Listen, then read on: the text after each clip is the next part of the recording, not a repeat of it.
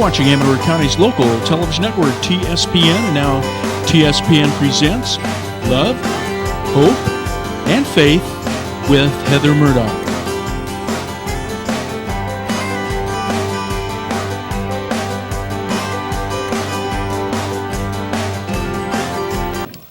Good morning and welcome to Love, Hope, and Faith. My name is Heather Murdock and I hope you're having a beautiful day. It's snowing up in the high country and it's clear down here in Jackson today, so it's just beautiful.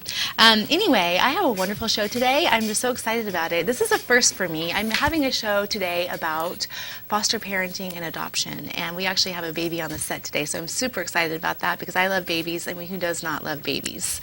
So today we're going to talk about parents who actually just give of themselves in these children's lives and make an impact and make a difference. And we're going to hear their life stories today and how they felt led to be a foster parent or to adopt children.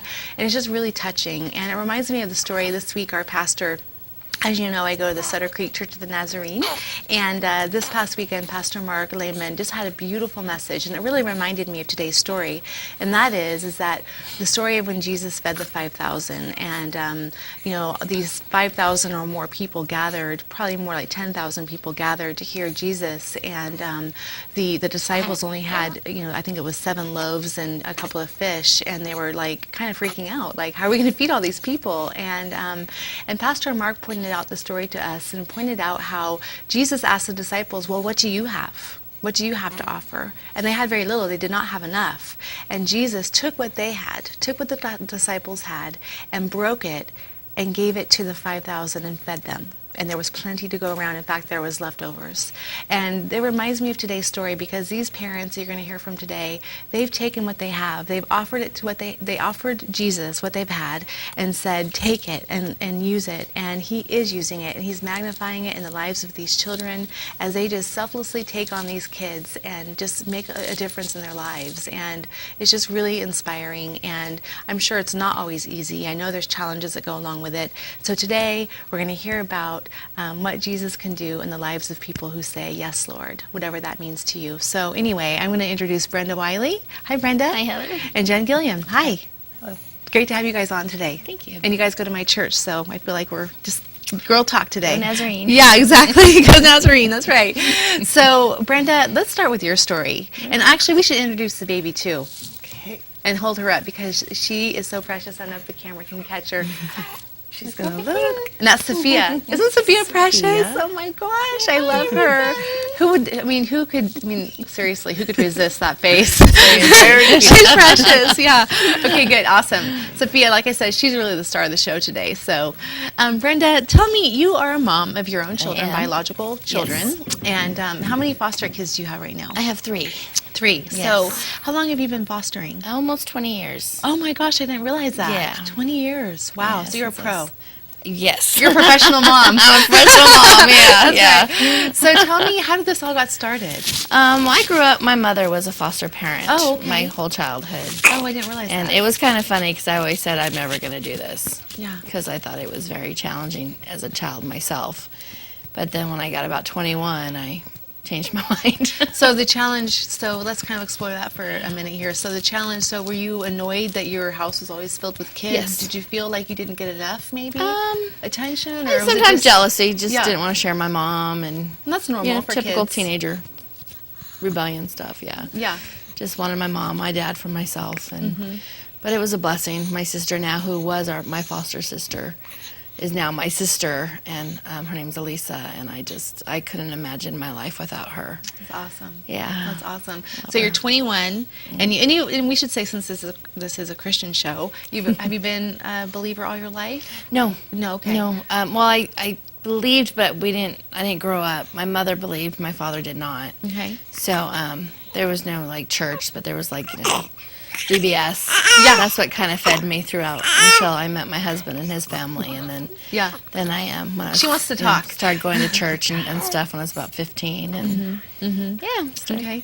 So good. So now you're 21. Well, no, you're not 21 now. I wish. But going back to when you're 21, you just how did you know that you wanted to do it? I met some other foster parents that were doing it. Yeah. And my sister had just become a social worker. Elisa became a social worker, and there was such a need. I was in Modesto at the time, and there was such a need. And they were just desperate for families to take young teens and teens. And is it true that the teens and the older kids are less likely to be adopted or fostered than Yes. babies? Yeah, that's what I heard. Yeah, 'cause it's hard. Yeah, exactly. They grow up in these homes, and they pick up a lot of these habits that they've been raised with. Yes. So it's very challenging to get a teenager, a preteen, and say, "I'm your mom, and here's the rules." Yeah. And most of these kids have never had rules, and it can be very challenging, and it can also be very rewarding. Oh, I'm sure, absolutely. With every great challenge, there's a great reward. Exactly. Right? So, do you feel like is there a danger or not a danger, more like a fear of if you have your own children? You know, because my husband and I have thought about adopting before, and someday we may. You know, it's in both of our hearts, and of course, you know, we think about a baby, but in talking with my husband and saying, you know, there's so many teenagers out there that really need families just to pour into them and mentor them, you know. But then you think, how is it going to affect my own kids? Are they going to learn bad habits? Is that a real fear? Yes, that was a big fear, and we tried to stay with the younger preteens for a long time, and then somehow we just ended up with the older teenagers, and luckily it worked. But I think I would recommend as a foster parent that you try to stick to close to your age of your children. Of your children, yeah, that makes just because sense. it makes it a little easier to contain what's coming into the house and what's being said and yeah. So you're married and you have 3 kids. Yes, 4. Okay. I have 4. Oh, you have. I have 4 children. We adopted our oldest. Okay. Yes. I'm sorry about that. That's I should know okay. that. Okay, No so worries. 4. And then you have 3 Foster children. foster kids right now. Okay. And they're wonderful kids. I've met them at They're wonderful. church, and I Yeah. love those boys. I'm not going to give them back. They're so good. Okay, so there we go. That's one of the questions I have. How hard is that when you have to give, when the natural parent comes back into their lives? Most of the time with the older children, I've been okay with it. I recently gave up a baby. I remember. An 18-month-old baby who I'd had since he was 4 days. And I'm still, it's only been a couple months, so I'm still missing him greatly. So he went to a wonderful home, and, I pray for him daily. And I know he's going to have a wonderful life. It's just, I miss him. I know. I grieve. Yeah. Yeah, exactly. You're mourning. Well, it reminded me of a scripture that I want to read because I told you guys on my Bible app this morning. The scripture of the day is, and it reminded me when you said you pray. So from Proverbs 32:6, start children off on the way they should go, and even when they are old, they will not turn from it. And I love that scripture. It matches perfect today because that's really, I know you're both Christian parents, and I know that must be an important thing for you too, is to be able to teach them the way of Jesus and share God with them. You know? I started them off right, so. Yeah. And you don't know what impact that's going to have for the rest of their lives. Right. Right. So what have you learned through this process of being a foster parent? What's the one thing, if someone could say, that's been the biggest blessing and then the biggest challenge? Oh, well, Elizabeth is probably my biggest blessing. She's my oldest, who we adopted. And we actually adopted her when she was an adult. Yeah. She had lived with us her late teens, and we did an adult adoption because we wanted her to know she was forever ours. Yes. And so that was a blessing. But, I get blessings every day. When I received Caden, he was 4 days old, and the 18 months I had him was an incredible blessing. He was a good baby, and he was happy, and I got to share love and God and everything with him. And I think that's probably my biggest blessing, is being able to share God with them every day and show them there's another way. Absolutely. Amen to that. Yeah. So you shared one time, you were giving your testimony at church, and you shared about how what God told you about when you do have to give them up. Do you remember that? Yes, Okay, I do. Good. I love that story. I was Oh, she's been so good. just found out that Caden was leaving. Yeah. And he was going to be adopted. And it was a couple months process before that, but I'm ready, I can do this. And as the days went, I struggled, and I cried. And one day I just fell to my knees and I just cried. And it's like, God, why did you bring him to me and just to take him away. And in my head, I heard, I didn't, and I'm sorry, he wasn't being adopted. He actually went back to his mom for a couple months. Okay. So this is when that happened. And I was told, God told me, literally, I heard it in my head just as if you were saying it, that I did not give him to you, I gave you to them. Oh my gosh, that gives me chills. So yeah, so Yes. that made me. Amen. And that helped. so beautifully illustrates what I said this morning in the Gospels about when Jesus says, "Give me what you have, and I'll make it huge. I'll magnify that. I'll multiply that." And you just have them for a short amount of time, but God used you in such a mighty way. Yeah. And yeah, you're for their benefit. Yeah. Not easy, but God got me through. So. Yeah, not easy. Amen to that. Look at that sweet girl. Well, Jen, I want to hear your story, because I know not only are you and your husband foster parents, but you're also a social worker, so you can bring a whole nother educational element to our talk today, which is great. I want to hear your story too. So, and Sophia, hopefully she'll hang in there. Yeah, Maybe we can pass her around. Yeah, I'll even hold her. I'll never pass up a chance to hold a baby. So I hope you're enjoying the show this morning, and it's all about being a parent and just sacrificing and giving and loving and just loving on kids that need homes. So we'll be right back in 3 minutes. You're watching Amador County's local television network, TSPN.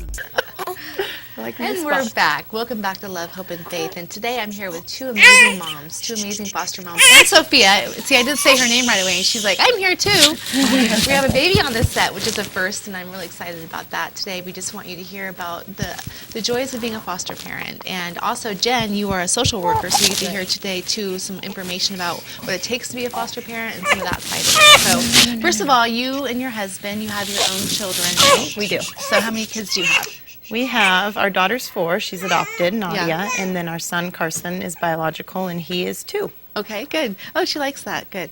So, and how many foster kids do you have at this point? Currently we have 3. Okay, good. So did you ever see yourself doing this? I mean, what drew you to this? I didn't. I grew up in a small family, just my brother and I, and I swore I'd only have 2 kids and, be a boy and a girl, and that'd be it. Yeah. And I went to school for nutrition and then started working for a pediatrician. Yeah. And he actually did foster care, and we had to do some trips together for some different shows. And so we went on a show, and we were on the airplane together and kind of talking about life. And I said, I think I would adopt, a baby if it just, happened. And I just So he was like, was he a foster parent too? He was. Okay, so he was kind of giving you his story. Like, Right, his story. And it was different than what I expected. When I heard foster parent, I just kind of assumed, like Brenda was talking, teens that were really in distress, and even in some instances parents that maybe just gave them up because they were just too hard. And so I just had no idea that there was this whole other world with little ones and preteens, and I just had no idea. When I thought adoption, I thought overseas. Yeah, exactly. In fact, my husband and I, we've talked about it, like I said, in the past, and I've thought about it would be so great to adopt from a different country, but I know there are so many kids that are in need here. Right. So yeah, okay. So then what happened? So I thought about it, and I kind of researched it a little bit, and I thought, wow, that I love kids, and I felt like, well, I'd love to have my own, but I think, one day I wouldn't mind adopting either. And I met my husband, and this is actually a conversation we had before we got married, and he loves kids as well, and he was kind of on board with it. And he's a teacher, so he's really comfortable with kids. Yeah. And so it was something we thought about. We got into the process really early. Are you going to be... There she goes. Right when we... She's kind of upstaging you. I'm sorry, Jen. She is. Oh, she's okay. Right when we got married, we started the process. And I remember the social worker, and she's actually my coworker at this time, coming out to our house and going, what are you guys thinking? I mean, she actually was really surprised we wanted to do it. You guys are just getting married, and don't you want to have your own kids, and are you sure this is what you want to do? And we were, we really felt a calling to it. Needless to say, she brought out her coworker at that time to interview us as well, because I knew they thought something was just wrong. Because we were very young. I mean, I was only 23, my husband was 28 at the time, and they were just really surprised that we were stepping into it, at least at this point in our lives. Wow, you guys were very determined. But you said you felt like you had a call. I did, and I knew it could take a while. I mean, I had always heard, if you want to adopt an infant or a younger child, it can take a long time, because a lot of these children do go back to their parents. Their parents, whatever they may need to work on, they work on it, and they go through the process, and the children reunify. Yeah, exactly. So how many of you had coming in and out of your home at this point? Roughly probably 35 in the Oh last my 5 gosh. years. So, 35? 35. And how many have you had in 20 years? Between 40 and 50. Oh my gosh, you guys.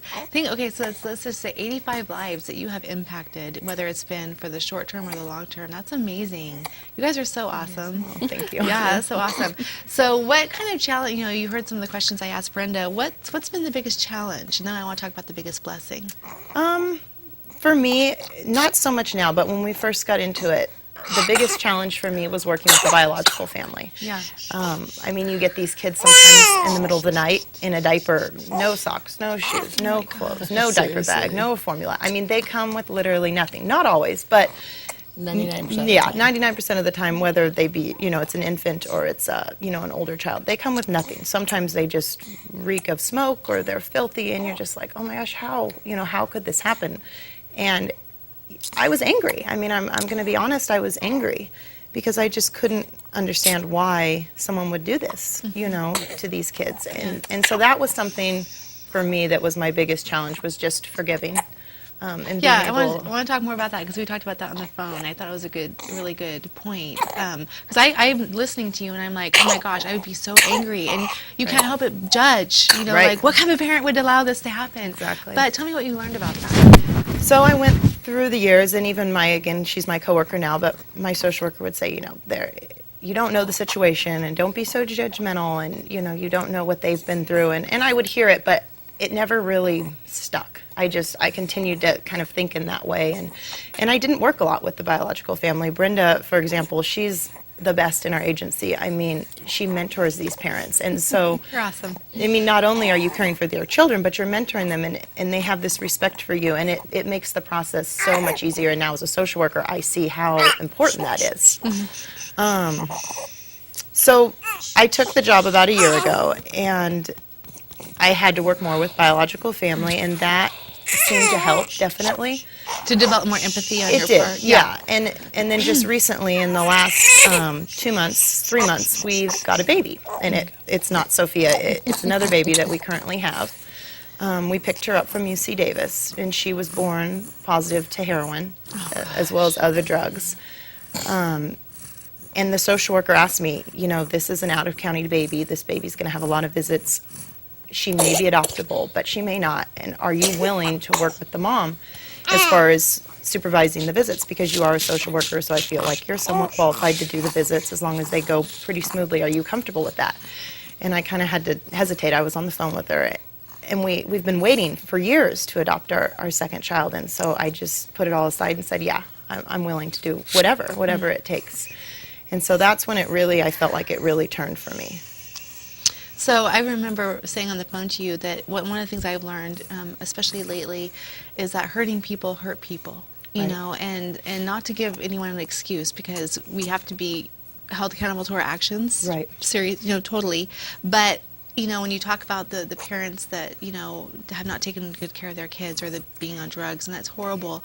At the same time, it's like that mom must be hurting. Mm-hmm. You know what I'm saying? She must, what kind of a life did she have? What kind of a child was she? What kind of a mother or father? You know what I'm saying? It's just this chain that continues on and on. It's generational. Yeah, exactly. And what I see in you guys is you're helping to break that chain. You're showing the kids something that they never would have gotten, most likely, had you not made the sacrifice and welcomed them into your families. It truly is generational, and that's what I learned. And when I met this mom for the first time, again, I was very apprehensive. And I sat down on the couch, and we're in this rehab facility with all of these women that have babies, and she didn't have her baby. And the first thing she said was, thank you so much for taking such good care of her. I can look at her and tell that she's in good hands. And it just really took me back, because a lot of times it's not always like that. And, Right. and at times the bio family can be difficult and rude is a good way to put it. But if you really think about it, if someone just came and took your child away, how would you feel? Exactly. And it's the not knowing, it's the unknown of who that child is with. So I think it put her at ease to actually meet me Yeah. and go, well, you're a normal person. Absolutely. And so when I heard her story, I knew it was a generational problem she had been using since she was 11. She had no family, no support, and I just thought, if I was in her situation, would I really have ended up any differently? Probably not. I mean, I had so much love and support growing up. So Absolutely. I love that, Jen. I love that you're able to put yourself, both of you, I'm sure, have been able to put yourself in the other parent's shoes. Right. And you have to do that, don't you? Otherwise, you would just be so judgmental. And when we're coming from a place of being judgmental and not forgiving, how can we be loved to someone else? Right. You know what I'm saying? Yes. So have you learned the same type of things? Have you gone through that process of being Like, angry? Yes. I mean, I get some of these kids and you hear some of their stories.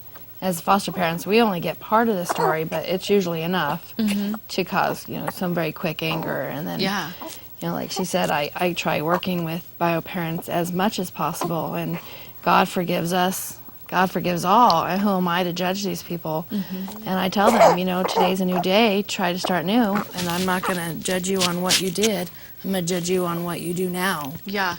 And some of them really try, and some of them don't, and that's when I get angry. It's like, if anything in this world would make you try, you'd think it'd be something like this. Yeah. If you don't love yourself, how can you love others? Exactly. Even your own child.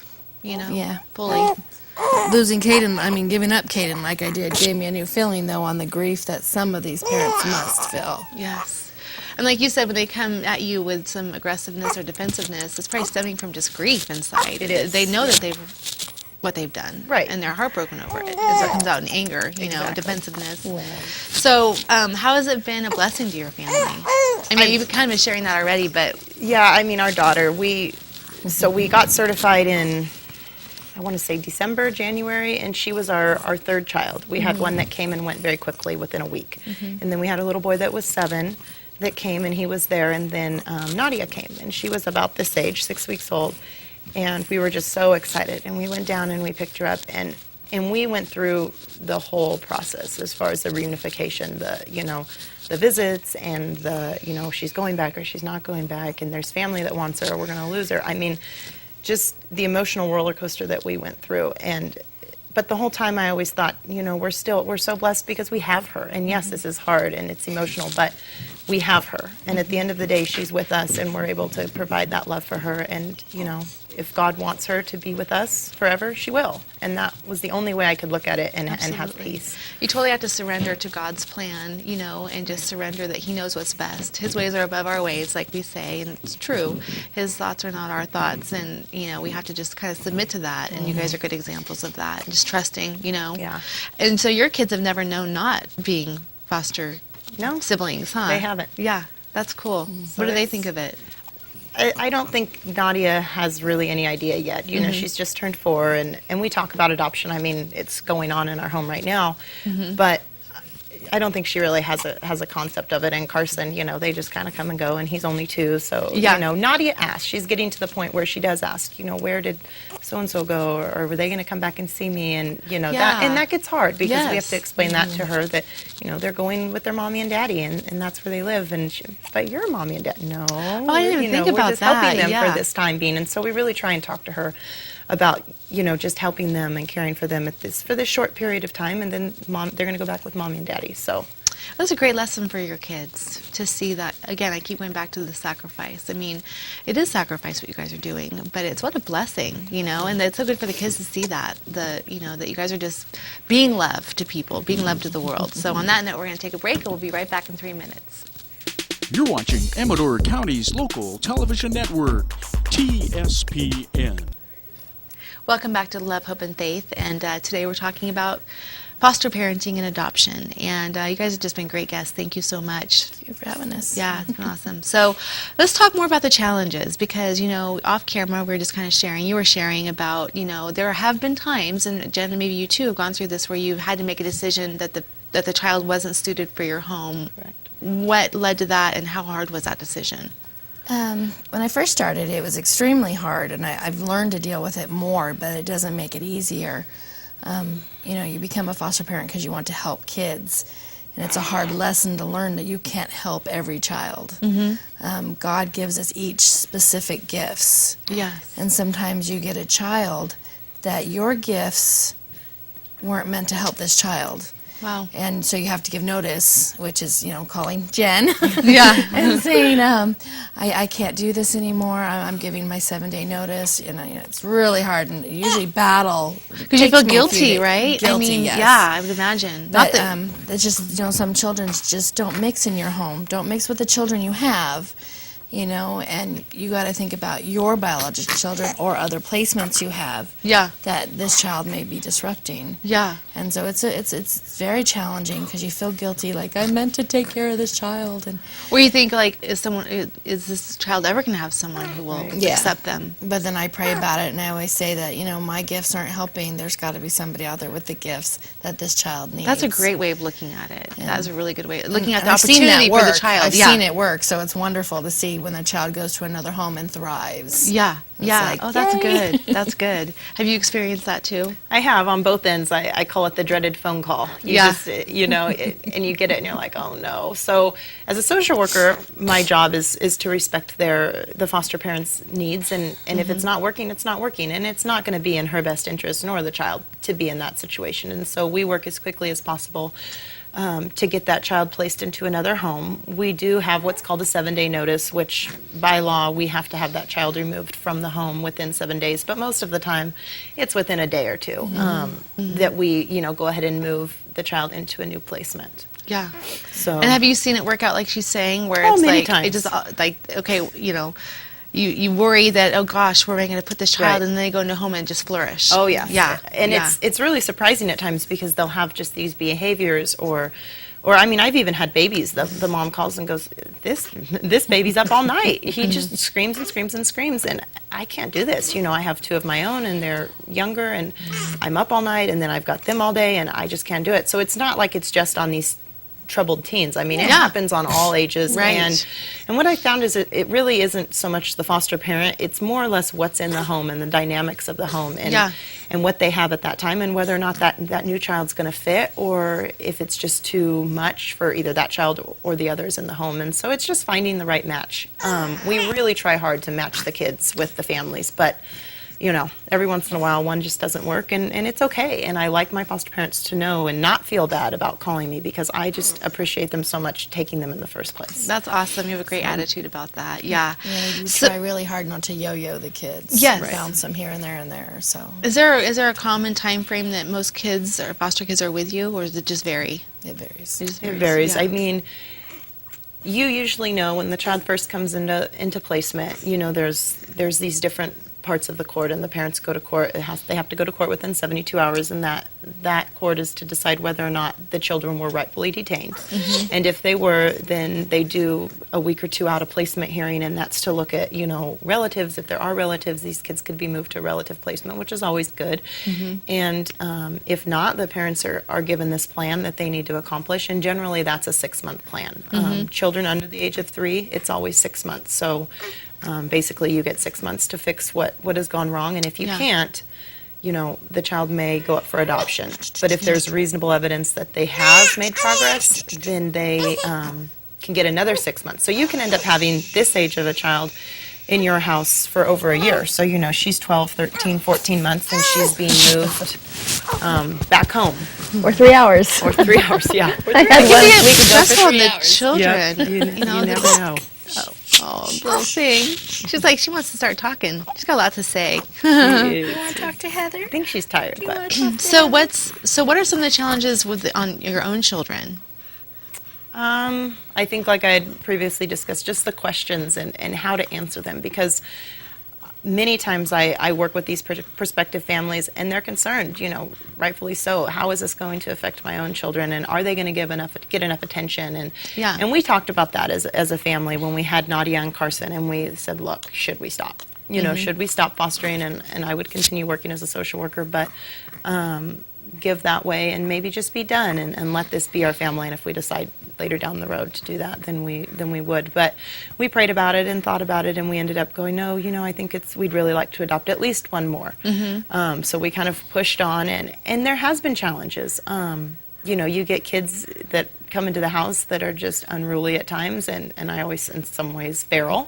And, they've never even had a bath, I mean, you try to bathe them, and it's just like the water's flying, and they're screaming, and they take off through the house, and, your daughter's going, what is it's just a bubble bath, they don't understand. But, again, you kind of, as a parent, you sit down and you talk to your child about this. They haven't had the opportunity to be parented. They don't understand, yes or no. And so the fights occur, and he took my toys. And again, it's just always coming back to that and talking about what we're trying to give to these kids. And it's amazing what they understand. Even at 4 years old, I know she takes it in, and I know she understands it. And so I think it's all how you put it, absolutely. as a parent. It's a teaching moment, or many teaching moments. Brenda, your kids are a little older. How has it impacted your kids? Well, my youngest, my 10-year-old, he misses the children that leaves. Yeah. Why can't I see them again? Why can't I call them? Yeah. And sometimes He's he can. so sweet. Sometimes he can. And with my older children, I think it was more when they were younger. It was just some of the first kids we had were very challenging. So it was like, when do we go to mom and say enough? Because we've told all our kids, if we ever get a child that is not clicking with you, if this is ever too much for you, please tell me and we'll quit. Oh, wow. We'll be done. Yeah, wow, and that they've never had that conversation with you. Wow. How's it been on marriages? How is it, how's it been on your marriage? A lot of times really good. Yeah. A lot of times stressful, depending on the children you have. We make it a point to go away at least once a year. Good. For the two of us, The two for of you. about a week, yeah. Good. Because you need that one-on-one connection. Absolutely. And so...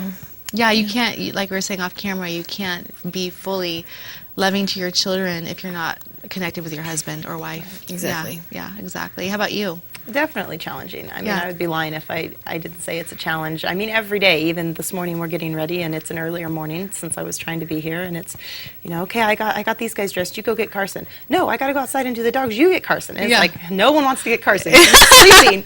And, there's a little bit of a, argument going on, because it's just, and for a second you go, oh my gosh, if I just had two, this would be so easy to get out of the house. But then, I mean, you look at her, and she is just so precious, and you know that you're making such a big difference in her life. And even if she goes home, I mean, hopefully we're going to be able to adopt, and that's what we're pursuing. But even if she goes home, like Brenda was saying, for whatever time frame that may be, you're providing that love and that comfort and support and the emotional health that she needs, to flourish. So. And it's so hard, I admire you both so much, and any parents that do this as a mom, and I just think, gosh, how would I just would get so attached. And I know we've already talked about this in the beginning of the show, but just that attachment, how do you let that go if you have to, You just do. You have to. You ask God for a lot of strength. Amen. You ask your husband to hold you when you're crying. Amen. Yeah.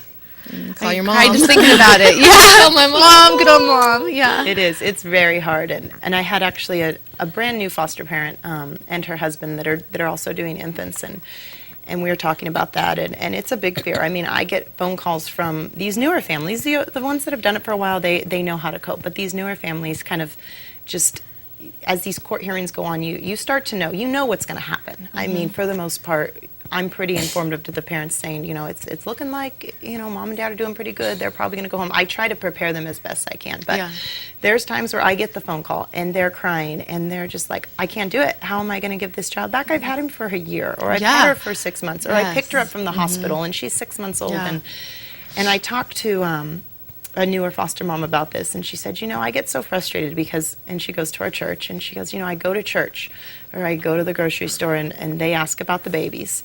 And obviously they know they're not mine, because, one is African American and one is white, and they're different ages, but they're close enough to not be, both mine, so people get confused, and so they end up asking, and the first things out of their mouth is, how do you do this? I could never do it, because I could never give them back. And she said, finally, just kind of sternly, I said, it's not about me. Yeah. And good. It's That's hard. Good. And I mean, if you can look at me and think that I don't get attached, you're crazy. Yeah. I love these kids like I love my own. course. But at the end of the day, it is not about me. And I have to put my feelings aside, and I have to provide this love for them, because if I don't, who's going to? I mean... And I feel like God sealed this purpose in all of your hearts, and I feel like you're able to do it because He leads you through it. Like you said, you're able to do it because he empowers you to do it, and he's given you this purpose. I mean, I'm sure you have other purposes too, but I mean, this is huge, guys. You guys are like, this is not a small thing what you're doing. It's a mighty thing. It's an awesome thing, and God is just, I know he's smiling down at you guys, all of you foster parents that do this, and just, he's so proud of you guys, you know, for doing this. And we talked earlier a little bit about juggling, because I know you work full time, or half to full time, right? You do have a full time job, but you have some flexibility in that. How do you juggle? I mean, you're a stay home mom. Your husband works full time, but it doesn't make it any easier. Just, I mean, you know, juggling. Yeah, exactly. How do you juggle? My husband doesn't come home in the evening, so I'm 24 mom and dad Monday through Friday sometimes. Oh my gosh. And just lots of praying, lots of, you know, scheduling, whiteboards. Yeah. Whiteboards all over my house. And you said that you're not a super organized person. I'm terrible. No, I'm But bad. you're able to do this, so that's, yeah, that's good. As long as I write it down, I get them on their appointments on time. And Yeah, it's called survival, huh? yeah, good old sports. Put them all in sports. Yeah, exactly. And they may never have had that opportunity to be in sports had you not been able to do that, you know? Yeah, so, okay, we're going to come back and we'll talk more about the fostering side, the requirements of being a foster parent, all those things that maybe you can talk to us about. So we'll be right back in 3 minutes. You're watching Amador County's local television network, TSPN. And we're back to Love, Hope, and Faith, and we're just admiring Sophia because she's beautiful, and she's sleeping, so she's a little quieter now. She's been an angel, though. So let's talk about, I want to have the camera pan in here, because this is where you work, right? Correct. Okay, so this is the, what's it called? Environmental alternatives. Okay, environmental alternatives. So if I don't know if you want to, Austin, thank you very much. And this is a flyer that has the information of how to get in touch with this agency. And are you in San Andreas? I am not, but we do if you're watching and you're from Calaveras County. So we have a Calaveras County office, which is in San Andreas, and then ours is in Jackson, and it's the 223-3888 number. Okay. And we're across the street from Taco Bell in that good. little strip. Right by Dr. Simpson's office? Jackson Creek Dental? Right below that. Right below. Okay. Yeah. Okay, good. All right, good. And we'll put this up one more time at the very end. But so tell me about, you know, what does a parent have to do to become a foster parent? What are the requirements? Okay, yeah. And there is compensation, because I had There is. said, well, we couldn't really afford it right now, but you said there actually is. There is compensation, and the rates, just recently there was a lawsuit, and the rates have risen from $650 is what it used to be, it's now $850 A month? Okay. So it's $850 a month for children 0 to 4, and then they go up from there. For example, teens, I believe it's 15 to 18. It's around $1,000 a month, and so. And it seems like a lot when you hear, $1,000 a month for a teen. But, they have proms and they need dresses and they have They're yearbooks. expensive. They are. And these guys, they have diapers and stuff. But their formula is covered through a program called WIC. Yeah. They have full coverage on their medical and dental. There's no out-of-pocket for the foster parent. There's so many donations. I mean, we get donations from the mothers group for, clothing, and we have some really cute stuff in our office. So we keep, different ages and different clothes for each of the kids. So the screening process itself is not difficult, and I always say we can move as fast as you want or as slow as you want. Some people are like, I'll start now, but I really don't want to, be a foster parent till the beginning of the year if it's close to the holidays, for example. And so we definitely respect that. The biggest thing is the clearances. So we do a background check, and you just go right here to the Sheriff's Department, and if you're married, you and your husband go. If you have a child over the age of 18 living in the home, they would need to be fingerprinted as well. And that's what takes the longest, so I usually ask them to go ahead and do that first. It's $14. And we will reimburse on, I believe it's up to around 30 or 40 per adult getting fingerprinted. So it's the fingerprints, it's as well as CPR and first aid you have to have. And then I come out to the house, I meet the family, I do a walkthrough, and people go, oh my gosh, you're going to walk through my house. Trust me, I have 5 kids. I'm not judgmental on the houses. We just make sure that they're appropriate for children. You have to have, safety, latches on the doors. Right, and you don't have to have it when I come. I'm just going to say, okay, look, let's, work on that and that. You have to have a lock cabinet. You have to have, if you have guns, you have to have them locked up. It's pretty common sense things, and people that have kids go, well, I have all of that done.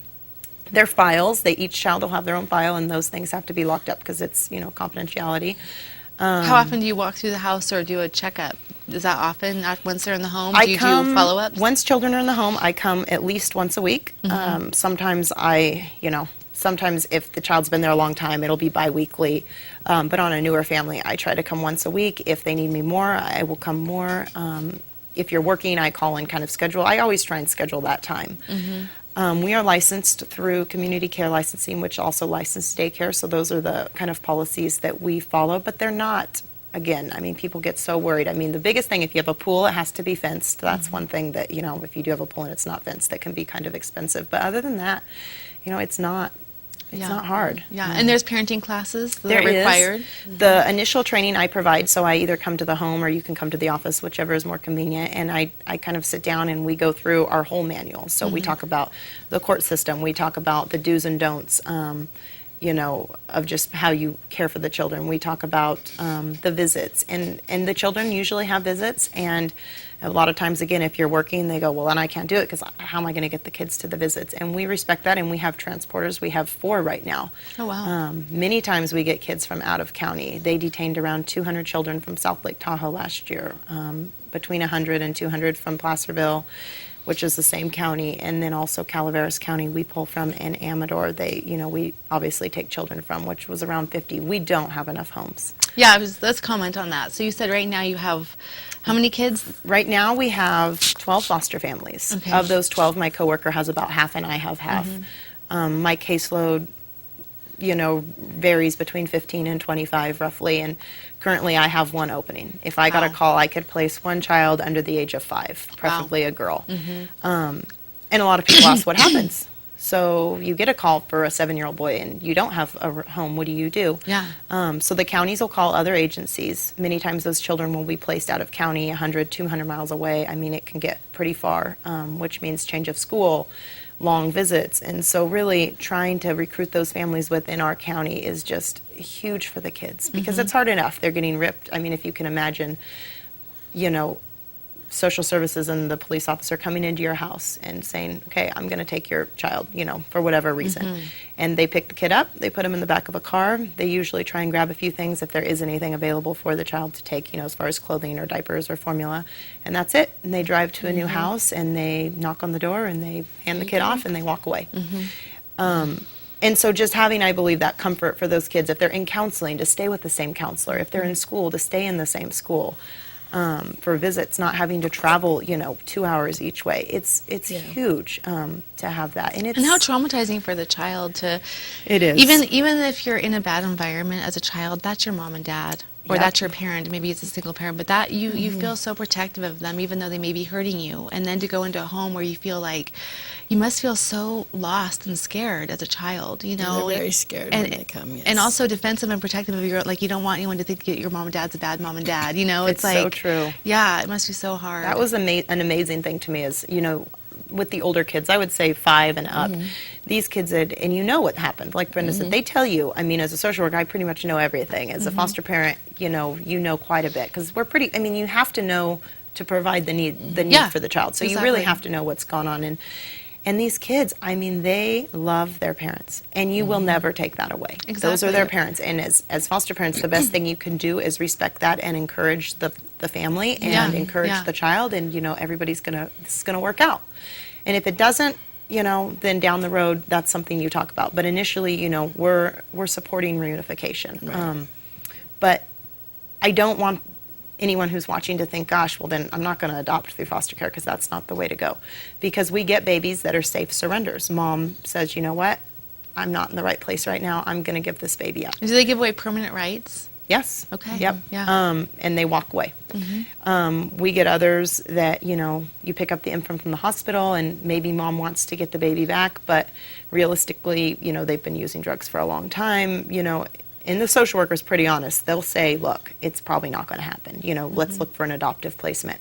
Or mom's lost the kids, and now she got them back, and then CPS is involved again. And so that's what can kind of start what's called a bypass, where the kids are placed into a permanent home, and the bypass process is started. And so, yes, these kids can always go. But the reality is, if you adopt through a private agency or overseas, that can still happen. I mean, Yeah. my brother-in-law, they've been trying to adopt for years. 3 times they've gone to the hospital. met the family, held the baby, and the mom said, yeah, I'm going to keep him.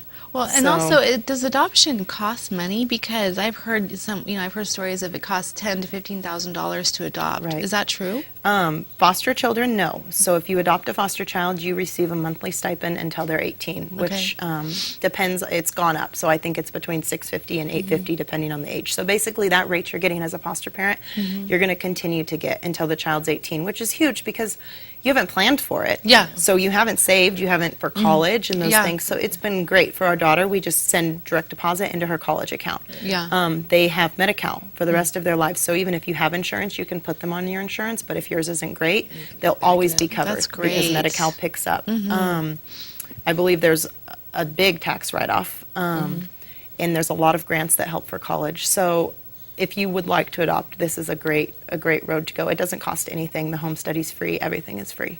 But if you're adopting, like from a different country, that's probably where the more of the like $30,000. like $30,000. Oh wow. Well, even Oh, my private gosh. adoptions are pretty expensive. Yeah. Wow. Oh yeah. Even the private is like around 15. Even if it was, Brenda had a baby and she wanted to give the baby to me, to actually have it be official, it would be around 15,000. Oh wow. Probably the attorney fees, I Yep. would imagine. That's Yeah. exactly what it is. Yeah. Wow. So what would you say, Brenda, what would you say if there's someone right now watching who's really feeling led to adopt or to be a foster parent? What's the one thing you would say to them right now? Search your heart. Pray about it. Pray about it a lot with your spouse, with your children, and go for it. It's very rewarding. Yes, there's some pain involved, but at the end of the day, it's very, very worth it. Absolutely. Amen. I can tell that when I listen to both of your stories that there's a challenges, of course, and that's life. And God never said that there was going to be a life free of challenges. Exactly. He said there will be challenge. But through that, there's so much beauty and blessing, and it's just awesome. So for you, what would you say as a mom and then let's say as the agency director as a here? mom, our daughter is everything to us. Of course, we love Carson, who's our biological, but it is such a different, it's so different. You hear the stories of, the biggest thing is having that baby and holding him in the hospital. But when I went to CPS and I picked her up, I instantly loved her. Yes. I mean, we didn't even know if we were going to get to adopt, but How old was she when she was 6 weeks. The love for the children, it's just amazing. And you can be so, as a parent in a family, like Brenda said, you want to work with kids around the ages of your children, and our agency respects that. If you say, we want 0 to 5, preferably adoptable, a girl, we can do that. I mean, if you have, race or gender, whatever those, concerns or I guess stipulations that you want to put on it, we can do that. And we will respect that. And as an agency, we need families so much within our county, and if you know people outside of the county that have been thinking about adoption, you can even call and we can send you, to one of the other agencies. So Yeah. Awesome. So let's just say your contact information. Or actually, I can just hold this up. I don't know, Austin, if you can see this, but just tell your phone number for the agency. 209-223-3888. And you can call or stop by. Good. And you seem like I know you're very approachable and down to earth and easy to talk to. If someone just wanted to come and talk to you about it, just to get more information, they can certainly do that, I'm sure. Yep. Yeah, good. Okay, well, I'm really looking forward to someday you guys bringing me a good story of a mom who's changed her life and how the other side of the story. I'd like to hear that. So, yeah. Okay. Thank you both so much. You've been wonderful today. Thank you, Sophia. And I hope you've been blessed by today's interview, and I hope you learned something. And just take a risk, step out in faith, and if you feel God pulling your heart to be a foster parent or foster family, please do so, and you can see that the blessings are tremendous. Blessing. Yes, okay, good. Amen. So I hope you have a blessed week, and we will see you next Wednesday. You're watching Amador County's local television network, TSPN.